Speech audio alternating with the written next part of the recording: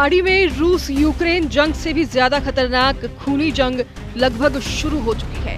Middle east में Iran की जंगी और परमाणु ताकत अमेरिका की आंखों में बुरी तरह से खटक रही है। हम आपको इस वक्त अमेरिका और ईरान के बीच चल रहे उस चरम तनाव से जुड़ी खबर दिखा रही हैं, जो किसी भी वक्त परमाणु जंग या यूं कहें भीषण मिसाइल युद्ध में बदल सकती है। सबसे ताजा खबर यही है कि अमेरिका ईरान पर इतना जबरदस्त दबाव बना देना चाहता है ताकि ईरान परमाणु हथियार बनाने का मिशन रोक दे। तो वहीं दूसरी तरफ ईरान ने अमेरिका से दो टूक कह दिया है कि अगर ट्रंप सोचते हैं कि ईरान अमेरिका की धमकियों से डरकर अमेरिका के सामने सरेंडर कर देगा तो ये अमेरिका की सबसे बड़ी भूल है। वहीं डिएगो गार्सिया के नौसैनिक बेस पर अमेरिका के 6 B-2 बम वर्षक ईरान पर हमला करने का इंतजार कर रहे हैं, जबकि दूसरी तरफ अमेरिका और इजराइल दोनों के हमलों का सामना करने के लिए ईरान के सुप्रीम लीडर अली खामनेई ने ईरान की मिसाइल सिटी से हमला करने के आदेश जारी कर दिए हैं।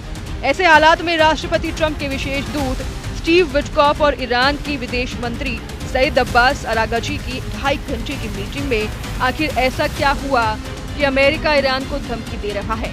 अगर ईरान ने अमेरिका के साथ समझौता नहीं किया तो ईरान का सर्वनाश हो जाएगा।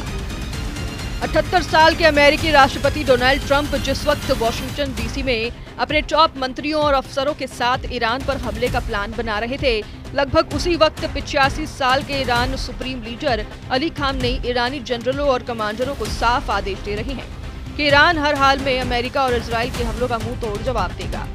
आप अमेरिका और ईरान के बीच हुई परमाणु मीटिंग का इसी से अंदाजा लगा सकते हैं कि लगभग 150 मिनट की वार्ता में ईरान ने एक बार ये नहीं माना है कि वो अपना परमाणु कार्यक्रम बंद कर देगा। ओमान की राजधानी मस्कट में अमेरिका और ईरान के बीच 12 अप्रैल को जो परमाणु मीटिंग हुई थी, उस पर पूरी दुनिया की निगाह लगी हुई थी। लगभग 2.5 घंटे तक चली मीटिंग में ईरान के विदेश मंत्री सईद अब्बास अरागची और मिडिल ईस्ट मामलों में अमेरिका के विशेष दूत स्टीव विटकॉफ शामिल हुए। लेकिन हैरानी की बात यह है कि ईरान ने दो टूक कहा कि वो परमाणु मसाइलों पर बात करना चाहता है, खाड़ी से जुड़े दूसरे मामलों पर नहीं। अमेरिका की तरफ से ईरान पर दबाव बनाया गया कि वो तुरंत अपना परमाणु कार्यक्रम रोक दे, वरना ट्रंप सरकार ईरान का सर्वनाश कर सकती है। जबकि ईरान की तरफ से साफ कहा गया है कि ईरान धमकियों की परवाह नहीं करता है और वो लगातार 60% तक यूरेनियम संवर्धन करता रहेगा। हम आपको बता दें कि ईरान की तरफ से 60% तक यूरेनियम संवर्धन अमेरिका की आंखों में बुरी तरह से चुभ रहा है। 60% तक यूरेनियम संवर्धन को अमेरिका ईरान के लिए रेड लाइन मानता है। अमेरिका को डर है कि ईरान का अगला स्टेप सिर्फ परमाणु बम बनाना होगा, जो अमेरिका के साथ साथ इजराइल के लिए बेहद खतरनाक साबित होगा।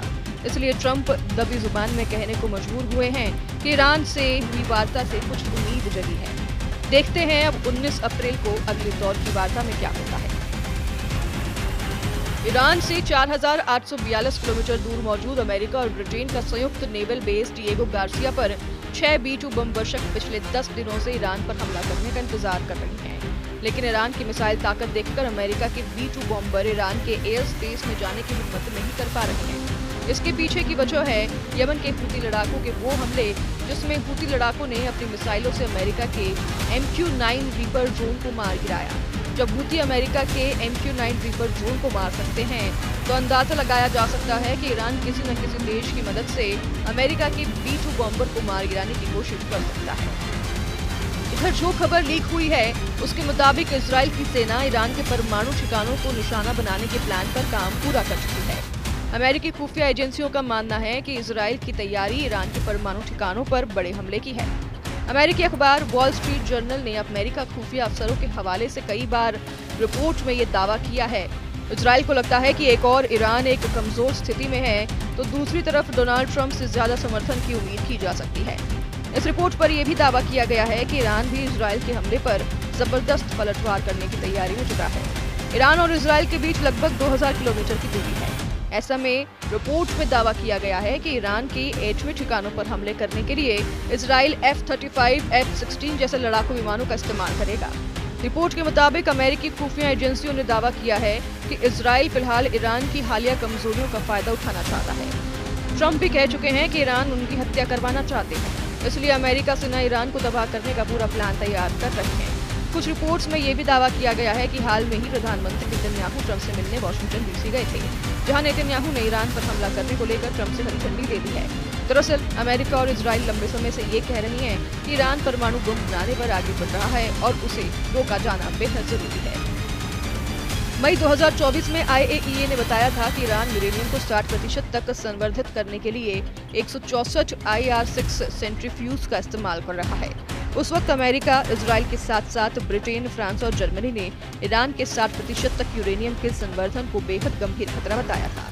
इसी साल जनवरी 2025 में संयुक्त राष्ट्र के हथियार पर्यवेक्षकों ने चेतावनी दी थी कि ईरान के पास 12 परमाणु बनाने के लिए पर्याप्त मात्रा में यूरेनियम मौजूद है, जबकि ब्रिटिश मीडिया पोर्टल मिरर की रिपोर्ट में अमेरिकी भौतिक विज्ञान और हथियार विशेषज्ञ डेविड अल्ब्राइट के हवाले से बताया है कि ईरान ने यूरेनियम का 90% से अधिक संवर्धन कर लिया है। अल्ब्राइट ने कहा कि अब ये एक सच्चाई है कि ईरान के वैज्ञानिकों के पास पृथ्वी पर प्रलय लाने वाले हथियार बनाने की जानकारी है।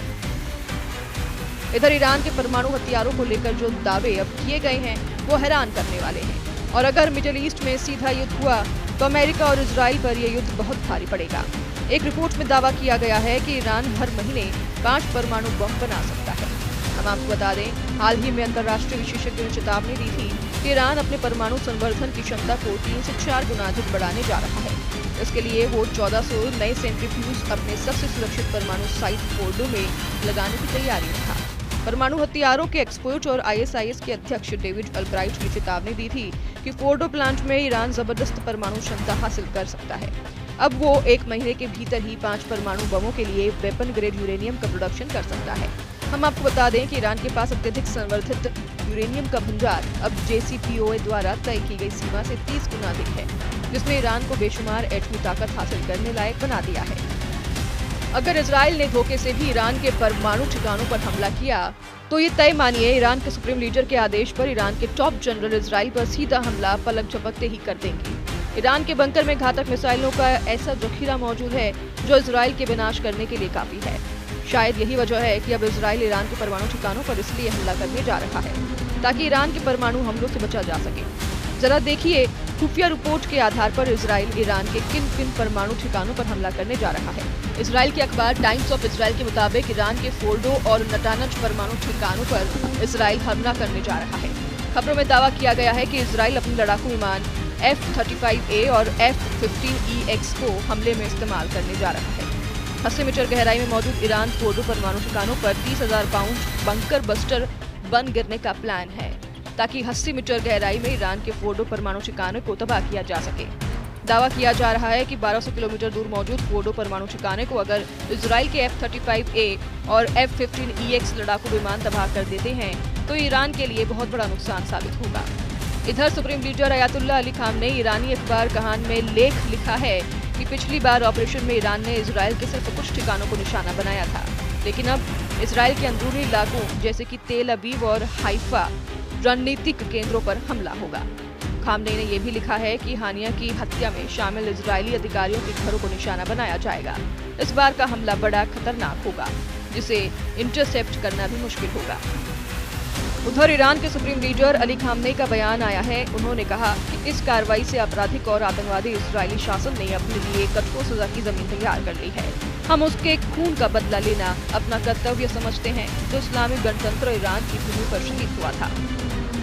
मई 2024 में IAEA ने बताया था कि ईरान यूरेनियम को 60% तक संवर्धित करने के लिए 164 IR-6 सेंट्रीफ्यूज का इस्तेमाल कर रहा है। उस वक्त अमेरिका, इजराइल के साथ साथ ब्रिटेन, फ्रांस और जर्मनी ने ईरान के 60% तक यूरेनियम के संवर्धन को बेहद गंभीर खतरा बताया था। इसी साल जनवरी 2025 में संयुक्त राष्ट्र के हथियार पर्यवेक्षकों ने चेतावनी दी थी कि ईरान के पास 12 परमाणु बनाने के लिए पर्याप्त मात्रा में यूरेनियम मौजूद है, जबकि ब्रिटिश मीडिया पोर्टल मिरर की रिपोर्ट में अमेरिकी भौतिक विज्ञान और हथियार विशेषज्ञ डेविड अल्ब्राइट के हवाले से बताया है कि ईरान ने यूरेनियम का 90% से अधिक संवर्धन कर लिया है। अल्ब्राइट ने कहा कि अब ये एक सच्चाई है कि ईरान के वैज्ञानिकों के पास पृथ्वी पर प्रलय लाने वाले हथियार बनाने की जानकारी है। कुल मिलाकर जो हालात अब अमेरिका और ईरान के बीच बन रहे हैं वो खाड़ी में एक सर्वनाश युद्ध का साफ संकेत दे रहे हैं। Bureau report, news 18।